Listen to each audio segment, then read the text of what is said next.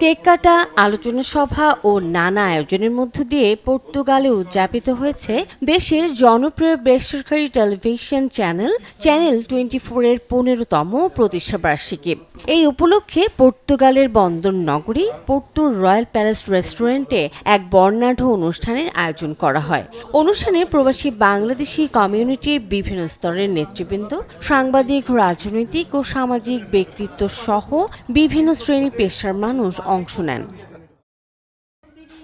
Channel 24 এর Portugal প্রতিনিধি আমেনা বেগম অর্পিতা অশ্রুর সভাপতিত্বে আয়োজিত আলোচনা সভায় প্রধান অতিথি হিসেবে বক্তব্য রাখেন পর্তুগালে বাংলাদেশ দূতাবাসের ভারপ্রাপ্ত রাষ্ট্রদূত লায়লা মোন্তাজেরি দিনা। বিশেষ অতিথি হিসেবে উপস্থিত ছিলেন পর্তুগালের স্থানীয় বনভীম জুন্টার কাউন্সিলর বাংলাদেশি বংশোদ্ভূত শাহ আলম কাজল। অনুষ্ঠানে স্বাগত বক্তব্য দেন বাংলাদেশ কমিউনিটি অব পোর্তোর প্রচার সম্পাদক আরাফাত হোসেন।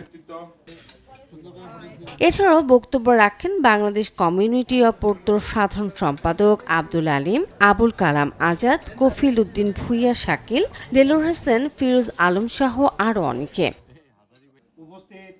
অনুষ্ঠানে আরও উপস্থিত ছিলেন পর্তুগাল বাংলা প্রেস ক্লাবের সাধারণ সম্পাদক শহীদ আহমদ প্রিন্স, সাংগঠনিক সম্পাদক হাফিজ আল আসাদ, স্পিকার শাহ জামাল আজাদ, সাবেক সিনিয়র সহ সভাপতি ফিরোজ জামান, senior vice president Tajul Islam, সহ সভাপতি পিন্টু প্রধান, উপদেষ্টা নজরুল ইসলাম শরীফ, মনিরুল ইসলাম, মামুন হাজারি, সালাউদ্দিন, সহ সাধারণ সম্পাদক নাবিয়ান আজিজ বেলান, সাংগঠনিক সম্পাদক মাসুমুর রহমান, অ্যাসেম্বলি সেক্রেটারি কফিল উদ্দিন শাকিল সহ বাংলাদেশ দূতাবাস ও কমিউনিটির বিভিন্ন পর্যায়ের নেতৃবৃন্দ।